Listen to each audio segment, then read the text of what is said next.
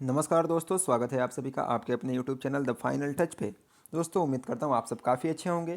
दोस्तों आज के इस वीडियो में हम बात करेंगे इंटेलिजेंस ब्यूरो एसीआईओ एग्ज़ाम जो हुआ था आपका 2017 में, उसके प्रीवियस ईयर क्वेश्चन जो होंगे मैथ्स के उनको हम सॉल्व करने वाले हैं। ठीक है दोस्तों, ये प्रीवियस ईयर क्वेश्चन सॉल्व करना ज़रूरी इसलिए है दोस्तों, इससे क्या होता है कि एग्ज़ाम का पैटर्न हमको आइडिया लग जाता है, रफ आइडिया एक लग जाता है कि हमें बहुत हार्ड क्वेश्चन नहीं करने हैं या फिर बहुत आसान क्वेश्चन नहीं करने हैं, रेलेवेंट क्वेश्चन करने हैं। ठीक है दोस्तों, इसलिए पहले मेरा ये मकसद मेरा ये है कि अगले 3-4 वीडियो जो मैं बनाऊँ ना, इसमें आपका पूरे प्रीवियस ईयर क्वेश्चन जो है डिस्कस करा दूँ। ठीक है, उसके बाद आप लोग जैसा बोलोगे कमेंट करके आप बता देना कि आपको मिक्स प्रैक्टिस करनी है क्वेश्चंस की या फिर टॉपिक वाइज प्रैक्टिस करनी है। जैसा आप लोग बोलोगे मेजॉरिटी जो चाहेगी वो हो जाएगा। ठीक है, तो चलिए स्टार्ट करते हैं दोस्तों। अगर आप चैनल पर नए हो तो चैनल को सब्सक्राइब जरूर कर लेना दोस्तों, और बेल आइकन दबा देना ताकि आपको वीडियो की नोटिफिकेशन तुरंत के तुरंत मिल जाए। ओके चलिए, और दोस्तों टेलीग्राम चैनल ज्वाइन करना ना भूलना। आपको सिर्फ टेलीग्राम पे जाकर टाइप करना है @the final touch, आपको चैनल मिल जाएगा। ओके, तो देखते हैं पहला क्वेश्चन हमारा। पहला क्वेश्चन है कि which of the following two ratios is greater, इनमें से कौन सा जो रेशियो है वो क्या है, बड़ा है। ठीक है, दो रेशियो दिया गया है, तो देखिए रेशियो का जो अनुपात दिया गया है ना, इसको हम कैसे लिख सकते हैं, तो इसको हम लिख सकते हैं 17/18। 17:18 को 17/18 लिखा जा सकता है। उसके बाद 10:11 है तो उसको 10/11 भी लिख सकते हैं। अब दोस्तों इसमें बड़ा छोटा कौन है उसको डिसाइड करना है, तो हम क्या करेंगे, क्रॉस मल्टीप्लिकेशन करेंगे। ठीक है, 17 को 11 से, 18 को 10 से, तो 17 × 11 कितना हो जाएगा, 187 होगा, और 18 × 10 कितना हो जाएगा, 180 हो जाएगा। ठीक है, और दोस्तों अब देखिए मल्टीप्लाई करने के बाद जो संख्या बड़ी होगी उसका फ्रैक्शन भी क्या होगा, बड़ा होगा। तो 187 और 180 में 187 बड़ा है, इसका मतलब ये कि 17/18 जो है बड़ा है, इसका मतलब ये कि 17/18 क्या है, बड़ा है। ओके, यानी कि ऑप्शन नंबर 1 आपका करेक्ट आंसर हो जाएगा। ठीक है, तो उम्मीद करता हूँ इस क्वेश्चन में कोई आपको दिक्कत नहीं हुई होगी। चलिए बढ़ते हैं नेक्स्ट क्वेश्चन की ओर। दोस्तों सारे ही क्वेश्चन जो है ना इंपॉर्टेंट है, तो आपको देखना है वीडियो को अंत तक, और हर क्वेश्चन में मैं कुछ अलग आपको जरूर बताऊंगा। ओके, देखिए अगला क्वेश्चन ये है कि angle of given triangles are in the ratio of 2:3:4, what kind of triangle is the given triangle. ठीक है, यानी कि एक ट्रायंगल दिया गया है, उसके जो एंगल्स होते हैं ना उसका अनुपात दिया है 2:3:4, और पूछा है कि वो ट्रायंगल जो है किस टाइप का है। ठीक है, तो मैं आपको थोड़े से टाइप ऑफ ट्रायंगल बता देता हूँ, 10 सेकंड में। देखो, एक ट्रायंगल अगर है कोई सा भी, ठीक है, उसका अगर एक एंगल 90 डिग्री है तो उसे हम बोलते हैं राइट एंगल ट्रायंगल, समकोण त्रिभुज। एक ट्रायंगल अगर है उसके अगर तीनों एंगल 90 डिग्री से कम हैं तो उसे हम बोलते हैं एक्यूट एंगल, यानी कि न्यून कोण। और अगर एक ट्रायंगल है जिसके तीनों तीनों एंगल में से कोई भी एक एंगल 90 डिग्री से ज़्यादा होगा तो उसे हम बोलेंगे ऑब्ट्यूस एंगल, यानी कि अधिक कोण बोलते हैं। ठीक है, और अगर कोई ट्रायंगल है उसके दो एंगल्स बराबर हैं, मतलब वो क्या हो जाएगा, आइसोस्केल्स, यानी कि समद्विबाहु त्रिभुज हो जाएगा। ठीक है, तो उम्मीद करता हूँ समझ में आ गया होगा आपको। अब क्वेश्चन पे आते हैं। देखिए, आपको पता होना चाहिए कि ट्रायंगल जो होता है उसके तीनों इंटरनल एंगल्स जो होते हैं, यानी कि आंतरिक कोण जो होते हैं, उसका सम यानी कि योग जो होता है 180 के बराबर होता है। ओके, और यहाँ एंगल का जो रेशियो दिया है 2:3:4 दिया है, तो अगर आप इस अनुपात का योग करोगे तो कितना हो जाएगा, 4 3 7 और 2 9 हो जाएगा, यानी कि 9 यूनिट की वैल्यू दी गई है 180 के बराबर, तो 1 यूनिट की वैल्यू कितनी हो जाएगी, 20 के बराबर हो जाएगी। क्लियर है, और अगर यहाँ अगर 1 यूनिट की वैल्यू 20 आ गई तो यहाँ अनुपात क्या है, 2 3 तो और एंड 4। ठीक है, तो 2 यूनिट की वैल्यू कितनी हो जाएगी, 40 हो जाएगी। 3 यूनिट की वैल्यू कितनी हो जाएगी, 60 हो जाएगी। और 4 यूनिट की वैल्यू कितनी हो जाएगी, 4 × 20 यानी कि 80 हो जाएगी।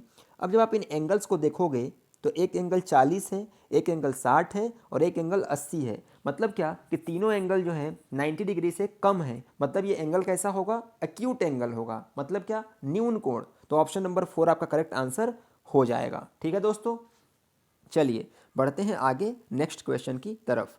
दोस्तों अगला क्वेश्चन ये बोल रहा है कि David divides 78 by half and adds 11। Okay, what number he gets at the end. काफ़ी आसान क्वेश्चन है। बोला है कि डेविड जो है वो क्या करता है कि एक नंबर 78 जो है उसको आधे से डिवाइड करता है, मतलब क्या कि 78 डिवाइडेड बाई 1/2, तो अल्टीमेटली ये क्या हो जाएगा, 2 इससे गुणा हो जाएगा, फिर इसमें 11 जोड़ देता है। ठीक है, यानी कि 78 इंटू +11, 2 × 8 = 16, 2 से 14 और 1 15, 156 + 11 इज इक्वल टू 6 1 7, 5 और 1 6 और 1 167 आपका करेक्ट आंसर हो जाएगा, जो कि ऑप्शन नंबर थर्ड में दिया गया है। तो इस क्वेश्चन में कोई दिक्कत तो उम्मीद करता हूँ नहीं आई होगी आपको। चलिए देखते हैं अगला सवाल। दोस्तों ये आपका कंपाउंड इंटरेस्ट सिंपल इंटरेस्ट का सवाल है, काफ़ी अच्छा क्वेश्चन है, समझिएगा इस क्वेश्चन को। ओके, तो बोला ये है कि if difference between compound interest and simple interest on a certain sum of money for 2 years at the rate of 5% is 122, find the sum. यानी कि कंपाउंड इंटरेस्ट और सिंपल इंटरेस्ट के बीच का जो अंतर है वह दिया गया है 2 साल के लिए, है ना, और रेट जो है क्या है 5%, दर जो है 5% है। आपसे सम यानी कि प्रिंसिपल पूछा गया है, ठीक है, मूलधन पूछा गया है। दोस्तों देखो, कंपाउंड इंटरेस्ट के क्वेश्चन कैसे करने होते हैं मैंने आपको पहले भी बहुत बार बताया हुआ है, आज भी बता रहा हूँ। देखो सबसे पहले एक लाइन खींचते हैं, ओके, 2 साल की बात है ना, तो इसको 2 पार्ट कर लेंगे, ये पहला ईयर, ये दूसरा ईयर। क्लियर। अब देखो प्रिंसिपल हमेशा क्या होता है 100% होता है। ओके, पहले साल में जो उस पर इंटरेस्ट लगेगा 5% का, कोई फॉर्मूला याद करने की ज़रूरत नहीं है इसमें। देखो 5% का ब्याज लगेगा तो 100 का 5% कितना होगा 5%। ओके, फिर दूसरे साल में भी 5% लगेगा, हो गया। अब जब ब्याज पे ब्याज लगता है यानी इंटरेस्ट पे इंटरेस्ट लगता है तो उसे हम क्या बोलते हैं कंपाउंड इंटरेस्ट बोलते हैं। ओके, तो अगर 5% पे 5% ब्याज यहाँ पे लगेगा, देखो पहले तो सिंपल इंटरेस्ट 5% सिंपल इंटरेस्ट हो गया। अब सेकंड ईयर में क्या होगा ना कि ये जो ब्याज मिला हुआ है इस पे भी 5% ब्याज लगेगा। ओके, तो ये 5% का 5% कितना होता है आप निकाल के चेक कर सकते हो, 0.25 होता है। ओके, और देखो अब ऊपर में जो 5% दिया है इसका अगर आप योग यानी कि सम कर दोगे तो ये क्या हो जाएगा आपका सिंपल इंटरेस्ट आ जाएगा। और इसमें ही अगर आप 0.25 भी ऐड कर दोगे, इन तीनों को जोड़ दोगे तो आपका कंपाउंड इंटरेस्ट आ जाएगा। और अगर आप क्या करोगे कि सिर्फ नीचे का ये 0.25% लिखा हुआ इसको आप लोगे तो आपका कंपाउंड इंटरेस्ट और सिंपल इंटरेस्ट के बीच का डिफरेंस आ जाएगा। और यही डिफरेंस आपको क्वेश्चन में दिया गया है कि 122 है। मतलब ये कि 0.25% जो दिया है इसकी वैल्यू दी गई है कितनी 122 रुपीज़। ओके, तो यहाँ से अगर हम 25% की वैल्यू निकालें तो कितना हो जाएगा 122 इंटू 100 हो जाएगा, क्योंकि दशमलव 2 स्थान पे है तो ये हो जाएगा 122, इसके आगे 2 जीरो। ओके, आपसे क्या पूछा है प्रिंसिपल बताओ, सम बताओ, तो प्रिंसिपल कितना हमने माना था 100%, तो इसमें 4 से गुणा कर दो तो इधर भी 4 से गुणा हो जाएगा। मतलब ये कि 100% इज इक्वल टू कितना होगा 4 दूनी 8, 4 दूनी 8, 4 एकम 4, 48,800 रुपये। ठीक है, तो उम्मीद करता हूँ क्वेश्चन आपको समझ में आ गया होगा। इसमें प्रिंसिपल पूछे, कंपाउंड इंटरेस्ट पूछे, सिंपल इंटरेस्ट पूछे, आप कुछ भी निकाल सकते हो। इसको सम कर दोगे 10% निकाल दोगे आपका सिंपल इंटरेस्ट निकल जाएगा, 10.25% निकाल दोगे कंपाउंड इंटरेस्ट निकल जाएगा, 100% निकाल दोगे तो आपका मूलधन निकल जाएगा यानी कि प्रिंसिपल निकल जाएगा। और कौन सा ऑप्शन सही होगा आपका, तो ऑप्शन 1 नहीं होगा, 2 नहीं होगा, 3 नहीं होगा, यानी नन ऑफ दीज होगा। ठीक है, इस क्वेश्चन का आंसर आपका option number 4 none of these होगा, क्योंकि 100% क्या हो रहा है 48,800 के बराबर आ रहा है। तो उम्मीद करता हूँ क्वेश्चन आपको समझ में आया होगा। चलिए बढ़ते हैं नेक्स्ट क्वेश्चन की तरफ। दोस्तों अगला जो क्वेश्चन दिया है कि in a palace supplies are available for 35 days for only 75 people. Okay, 15 guest arrive in the place for vacation on day 1 itself। ठीक है, for how many days will these supplies be sufficient for all these people. मतलब ये बोला है कि एक palace है, उसमें क्या होता है कि 75 लोगों के लिए 35 दिन का खाना अवेलेबल है। लेकिन होता यूँ है कि पहले ही दिन कुछ लोग जो होते हैं मेहमान बन के आ जाते हैं। कितने लोग, तो 15 लोग। तो ये खाना कितने दिन तक चलेगा। काफ़ी आसान सवाल है। M1D1 is equal to M2D2 formula लगेगा, याद रख लेना इसको, है ना। और अगर मान लो पूछ लेता कि ये काम वाला होता है कि भाई इतने लोग इस काम को इतने घंटे काम करके इतने दिन में करते हैं, तो यहाँ पे H1 और H2 आ जाता है। ठीक है, तो देखो यहाँ पे सिर्फ M और D आएगा, क्योंकि M से मैन और D से डेज। ओके, कितने लोग 75 लोग, 75 लोगों के लिए खाना अवेलेबल है कितने दिन का 35 दिन का। लेकिन पहले ही दिन कितने लोग आ जाते हैं 15 लोग एक्स्ट्रा आ जाते हैं, तो कितने लोग हो गए, 75 + 15 कितना हो जाएगा, 90 हो जाएगा। और हम मान लेते हैं कि खाना कितने दिन चला, x दिन तक चल पाएगा। ओके, अब आप सॉल्व करो यहाँ पे, 15 × 5 = 75, 15 × 6 = 90। अब 5 को 35 से मल्टीप्लाई करो, 5 × 5 = 25 और 5 × 3 = 15 और 2 = 17, 175/6 = x। इसको सॉल्व करोगे, 6 दूनी का 12, 5 6 9 54। अब देखो 29 दिख गया, अब आगे कुछ दशमलव में कुछ भी आएगा। ऑप्शन आप चेक करो तो ये हो नहीं सकता, ये हो नहीं सकता, ये हो नहीं सकता, सिर्फ एक ही ऑप्शन है जिसमें 29 दिख रहा है, मतलब option number 4 is the correct answer. Okay, उम्मीद करता हूँ समझ में आया होगा। ये आपके प्रीवियस ईयर में आए हुए क्वेश्चंस हैं। देखते हैं नेक्स्ट क्वेश्चन। दोस्तों ये आपका रहा अगला क्वेश्चन। दोस्तों इसमें दिया है 56% of y is 182, what is y। ये एक y को आप काट दीजिएगा, ठीक है। 56% ऑफ y इज 182, y की वैल्यू पूछा है, ठीक है। तो यहाँ 56% बोला है, तो परसेंट को अगर हटाएंगे तो कितना हो जाएगा, 56/100 into Y is equal to 182। Clear है। अब देखो, अब यहाँ से अगर आप काटोगे तो 14 से आप इसको डिवाइड करो, 14 चौके 56, 14 एकम 14, 4 बचा, 14 तियाँ 42। ओके, इसको काटोगे तो 4 25 में 100, यानी y is equal to 13 into 25। इसको आप सॉल्व करोगे, 25 तियाँ 75। अब यहाँ यूनिट डिजिट में 5 किस में दिख रहा है, सिर्फ ऑप्शन नंबर 3 में दिख रहा है, तो ये करेक्ट आंसर हो जाएगा। आप चेक कर सकते हो, 25 या 75 हासिल 7 और 25 दूनी 25 एकम 25 और 7 कितना होता है, 32। तो 325 आंसर आपका आ गया, ठीक है। चलिए बढ़ते हैं नेक्स्ट क्वेश्चन की और देखते हैं अगला क्वेश्चन क्या है। ये भी काफ़ी आसान क्वेश्चन है। इसमें बोला है कि find the sum of first 30 natural number. Natural number बोला है ना, पहले 30 नेचुरल नंबर का सम बताइए। देखो अगर होल नंबर बोला होता तो 0 1 2 3 ऐसे करके आगे बढ़ते, लेकिन इसमें क्या बोला है, नेचुरल नंबर, यानी 1 2 3 करके 30 तक। तो n नेचुरल नंबर का जो सम होता है वो क्या होता है, n इंटू n प्लस 1/2। बस ये फॉर्मूला याद रख लेना, समीशन ऑफ n यानी कि n प्राकृतिक संख्याओं का योग n इंटू n प्लस 1/2 होता है, ठीक है।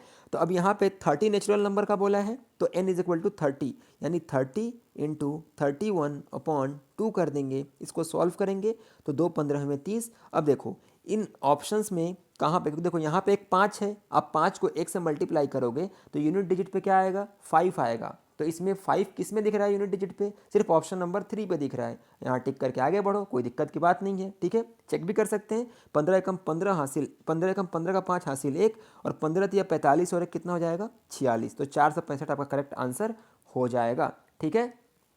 चलिए देखते हैं नेक्स्ट क्वेश्चन क्या है। हाँ ये काफ़ी अच्छा क्वेश्चन है दोस्तों। देखो इस क्वेश्चन में बोला है कि Pranav walked at 5 km/h for certain part of journey and then he took an auto for the remaining part of the journey traveling at 25 km/h. If he took 10 hours for the entire journey, what part of journey did he travel by auto if the average speed of the entire journey by be 17 km/h? मतलब ये बोला है कि प्रणव जो है वह क्या करता है, वह कहीं जा रहा है तो क्या करता है वह कि पहले तो पैदल चलता है 5 किलोमीटर के हिसाब से कुछ दूरी, उसके बाद वो ऑटो ले लेता है, ऑटो 25 किलोमीटर प्रति घंटे के हिसाब से चलती है, ओके। और कुल मिला के उसे 10 घंटे का वक्त लगता है और उसके पूरे जर्नी का जो एवरेज स्पीड बोला है वह दिया है 17 किलोमीटर प्रति घंटे, ओके। तो यहाँ पे हम दोस्तों इसको एलिगेशन से सॉल्व करेंगे, काफ़ी आराम से क्वेश्चन सॉल्व हो जाएगा। देखो ये वॉकिंग वाला मान लिया और ये ऑटो वाला मान लिया, ये इसका स्पीड, तो यहाँ पे 5 km/h है और यहाँ पे कितना है, 25 km/h है, ओके। अब जो इसका एवरेज स्पीड है वो कितना है, 17 किलोमीटर प्रति घंटे। तो यहाँ एलिगेशन लगा देंगे, 25 में से 17 माइनस होगा कितना हो जाएगा, 8 आ जाएगा, और 17 में से 5 माइनस होगा कितना हो जाएगा, देखो इसमें से इसको माइनस करेंगे, यहाँ से इसको माइनस करेंगे, ओके। तो 17 - 5 कितना हो जाएगा, 12 हो जाएगा, ठीक है। तो ये क्या आया, ये उसका टाइम का रेशियो आएगा, ठीक है। 4 दूनी 8 और 4 तियाँ 12, ये कुल जो टाइम लगा है ना उसका रेशियो आया। तो अब रेशियो क्या आ गया, 2:3। इसको सम कर दोगे तो 2 + 3 5 हो जाएगा, यानी कुल टाइम कितना लगता है, 5 यूनिट। और क्वेश्चन में कुल टाइम कितना बोला है, 10 आवर्स, 10 घंटे। तो 5 unit is equal to 10 hour हो गया, तो 1 unit is equal to 2 hour हो जाएगा। तो पूछा क्या है, वॉक करके कितना दूर जाएगा, मान लो पैदल पूछा है, पैदल कितने घंटे चलता है वो, ठीक है। तो पैदल चलता है वो 2 × 2 यानी कि 4 घंटे वो पैदल चलता है, वॉक करके 4 घंटे चलता है। और पूछे अगर कि ऑटो से कितना चलता है, तो 2 × 3 मतलब कि 6 घंटे चलता है। ठीक है, 6 आवर वो पैदल ऑटो से चलता है। लेकिन क्वेश्चन में क्या पूछा है कि वो कितनी दूरी चला है ऑटो से। ठीक है, तो ऑटो की स्पीड कितनी है, 25 किलोमीटर प्रति घंटे। और 25 किलोमीटर वो चलता है 1 घंटे में, तो 6 घंटे में कितना चलेगा, तो 25 × 6 इज इक्वल टू 25 छके 150 किलोमीटर। 150 किलोमीटर वो चलेगा कैसे, ऑटो से। ऑप्शन नंबर थर्ड आपका करेक्ट आंसर हो जाएगा। ठीक है दोस्तों, इसमें पूछा होता अगर कि पैदल कितना चलेगा, तो आप 5 × 4 कर देते तो आपका 20 किलोमीटर आ जाता, पैदल चलेगा वो। ठीक है, चलिए तो देखते हैं अगले क्वेश्चन को, देखते हैं अगला क्वेश्चन क्या बोलता है। दोस्तों इस क्वेश्चन में बोला है कि the driver of an ambulance sees a bus 40 metre ahead of him after 20 second the bus is 60 metre behind. Okay, if the speed of ambulance is 30 kilometre per hour, what is the speed of bus. मतलब ये कि देखो एक ambulance का driver है मान लो यहाँ पे। ओके, वो क्या देखता है कि एक बस को देखता है जो कि उससे 40 मीटर क्या है आगे है, यहाँ पे बस है। ओके, फिर क्या होता है कि 20 सेकंड के बाद जो एम्बुलेंस होती है, जो एम्बुलेंस है और ये बस है, एम्बुलेंस जो होती है वह इससे 60 मीटर आगे चली जाती है। ओके, एम्बुलेंस अब यहाँ आ जाती है और टोटल टाइम कितना लग गया, 20 सेकंड का टाइम लग गया। ओके, अब फिर बोला है कि if the speed of ambulance is 30 kilometre प्रति आवर, एम्बुलेंस जो है उसकी स्पीड, जब उसकी स्पीड, और देखो एम्बुलेंस की स्पीड जो है 30 किलोमीटर प्रति घंटे दी गई है, तो जब एम्बुलेंस की स्पीड बस से ज़्यादा होगी तभी तो उसको बस को पीछे कर पाएगी। वो पहले 40 मीटर आगे होती है बस उससे, 20 सेकंड के बाद क्या होता है कि एम्बुलेंस इसको पीछे करके इससे 60 मीटर आगे चली जाती है। ठीक है, यानी कि एम्बुलेंस की स्पीड जो है बस की स्पीड से ज़्यादा है। ओके, और देखो अब दो अगर बॉडीज़ हैं एक ही डायरेक्शन में अगर चलती हैं तो उनका रिलेटिव स्पीड क्या हो जाता है, माइनस हो जाता है। यानी अगर इसका S1 है इसका S2 है तो relative speed S1 minus S2 हो जाता है। क्लियर है। अब देखो चलो देखते हैं इस क्वेश्चन को कैसे करेंगे। तो हमको दिया गया है 30 किलोमीटर प्रति घंटे, किसका, एम्बुलेंस का, तो 30 मान लिया। और बस का हम मान लेते हैं कि x है। ठीक है, और एक ही डायरेक्शन में जा रही हैं तो क्या हो जाएगा, माइनस हो जाएगा। और ये किलोमीटर प्रति घंटे में है तो हम इसको पहले क्या करेंगे, मीटर पर सेकंड में चेंज कर लेंगे। तो कैसे करेंगे, किलोमीटर प्रति घंटे में इसको मीटर पर सेकंड में चेंज करने के लिए 5/18 से क्या कर लेंगे, इसको डिवाइड कर लेंगे। ओके, तो अब ये स्पीड आ गया, इस स्पीड से कितना दूरी तय करती है एम्बुलेंस, तो 40 + 60 कितना हो गया, 100। टाइम कितना लगता है, 20 सेकेंड। ओके, अब यहाँ से अगर हम इसको सॉल्व करें तो 5 20 में 100, 20 से 20 कैंसिल आउट हो गया, 30 minus x is equal to कितना आ गया, 18। तो यहाँ से x की वैल्यू कितनी आ जाएगी, 18 2 20 और 10 30, यानी 12।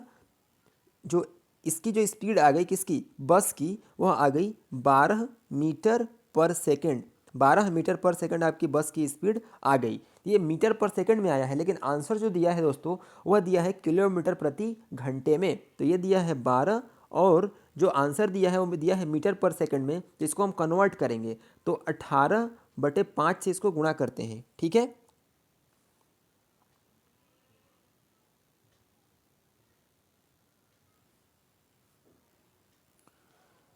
दोस्तों इस क्वेश्चन का जो आंसर होगा x is equal to 12 metre per second होगा, है ना। ये ऑप्शन जो दिया है इसको आप मीटर पर सेकंड में कन्वर्ट कर लेना। ठीक है, ऑप्शन नंबर 2 आपका करेक्ट आंसर हो जाएगा इसमें। ठीक है, क्योंकि इसको अगर आप किलोमीटर पर आवर में कन्वर्ट कर रहे हो तो कोई ऑप्शन मैच ही नहीं कर रहा है। तो आई थिंक ऑप्शन जो होगा इधर उधर हो गया है, तो इसका जो आंसर होगा 12 मीटर पर सेकंड ही होगा। ठीक है, जो कॉन्सेप्ट मैंने आपको समझाया है उम्मीद करता हूँ समझ में आपको आया होगा। ठीक है, चलिए देखते हैं नेक्स्ट क्वेश्चन क्या है हमारा। अगला क्वेश्चन दिया है कि Anita goes to college at 20 kilometre per hour and reaches college 4 minute late. Next time she goes at 25 kilometre per hour and reaches the college 2 minute earlier than the scheduled time. What is the distance of her school. Okay, देखो क्या बोला है कि अनीता जब school जाती है 20 kilometre प्रति घंटे से तो वो 4 मिनट लेट पहुंचती है, और अगली बार वह 25 किलोमीटर प्रति घंटे से जाती है तो क्या होता है, वह 2 मिनट पहले पहुंच जाती है। ओके, तो स्कूल का डिस्टेंस पूछा गया है उसके घर से। ओके, देखो दोस्तों इसमें जो स्पीड का रेशियो होता है वो टाइम के रेशियो का उल्टा होता है। तो पहले उसका स्पीड कितना है, 20 है, बाद में उसका स्पीड कितना होता है, 25 होता है। यानी इसका अनुपात कितना आ गया, 5 चौके 20 और 5 बचे 25। ठीक है, और जो ये तो स्पीड का रेशियो हो गया, तो टाइम का रेशियो कितना होता है, इसका उल्टा हो जाता है। 5 अनुपात 4, क्योंकि डिस्टेंस सेम है। देखो speed is equal to distance upon time होता है। डिस्टेंस अगर कांस्टेंट है तो speed is inversely proportional to time, यानी कि जो स्पीड का रेशियो होगा वह टाइम के रेशियो का उल्टा हो जाता है। ठीक है, चलिए, तो यहाँ तक हमने निकाल लिया कि टाइम का जो रेशियो होगा वो क्या हो जाएगा, 5:4 होगा। और क्या होता है, पहले में वो 4 मिनट लेट पहुँचती है और उसके बाद 2 मिनट पहले पहुँच जाती है। यानी जो पूरा टाइम जो होता है वो यहाँ जो डिफरेंस है टाइम का 1 यूनिट, वो बराबर किसके हो जाएगा, तो 4 और 2 6 के, यानी 1 यूनिट इज इक्वल टू 6 हो जाएगा। तो पहले में उसको टाइम कितना, सेकेंड टाइम उसको, यानी कि जब स्पीड बढ़ा देगी उसको टाइम कितना लगेगा, 24 मिनट। ओके, और जब ये नॉर्मल स्पीड से चलेगी तो उसको जो टाइम लगेगा उसको लगेगा कितना, 30 मिनट। ओके, यानी कि 1/2 आवर लगेगा, आधे घंटे उसको लगेगा। ठीक है, तो इस क्वेश्चन में क्या पूछा है कि टोटल जो स्कूल का डिस्टेंस है वह कितना है उसके घर से। ओके, तो देखो स्पीड इज इक्वल टू होता है डिस्टेंस अपॉन टाइम। ठीक है, अब स्पीड कितना है, पहले उसको 20 किलोमीटर प्रति घंटे उसका स्पीड है, इज इक्वल टू डिस्टेंस अपने को निकालना है इनटू टाइम। टाइम कितना लग रहा है पहले केस में, आधे घंटे, 1/2 कर दिया, 20/2 कितना हो जाएगा, 10 हो जाएगा, यानी distance is equal to 10 kilometre. ये आपका करेक्ट आंसर आ जाएगा। देखो यहाँ पे ये मिनट में है, हमने इसको घंटे में कन्वर्ट कर लिया है, तो आगे यहाँ आप इसको चेंज करने की ज़रूरत नहीं पड़ेगी, इसीलिए D is equal to 10 kilometre होगा, जो कि उसके स्कूल से उसके घर की दूरी हो जाएगी। आप चाहो तो इससे भी इसको सॉल्व कर सकते हो, आप एक बार ट्राई करना। ठीक है, चलिए देखते हैं नेक्स्ट क्वेश्चन। दोस्तों ये थे आज के जो भी क्वेश्चंस थे। अगले वीडियो में मैं कुछ और क्वेश्चन लेके आऊँगा जो कि आपके IB/SCIO एग्जाम में पूछे गए हैं। उम्मीद करता हूँ कि ये वीडियो आपको पसंद आया होगा। अगर वीडियो पसंद आया है तो वीडियो को लाइक ज़रूर कर दें, और चैनल पर नए हो तो सब्सक्राइब ज़रूर करना, और दोस्तों वीडियो को अपने फ्रेंड्स के साथ शेयर ज़रूर करना, बिकॉज शेयरिंग इज़ केयरिंग। मिलेंगे अगले वीडियो में, तब तक पढ़ते रहें, आगे बढ़ते रहें। जय हिंद।